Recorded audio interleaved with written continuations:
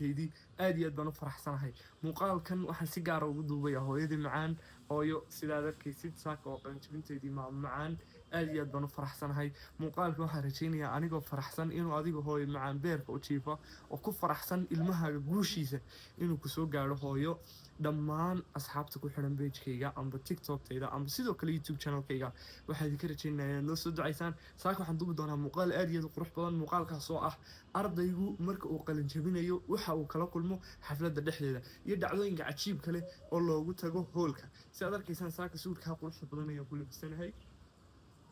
Kana waa goonkaygii oo goonka weli maan xiran laakiin waxaan xiran doonaa markaan hoolka tago. Daawasho wacan muuqaalkan haddii uu kusoo gaadhay daawasho wacan wanaagsan muuqaalkan haddii uu kusoo gaadhay fadlan ha moogaan.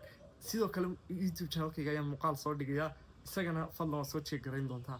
Saaka waxaan duubi doonaa muuqaalkii abid ugu xiisaha badnaa in YouTube channel-kayga soo dhigay, sababtaa waxaan duubayaa muuqaal aan sugayay 15 sannadood duubistiisa. Aad iyo aad baa mahadsantihiin.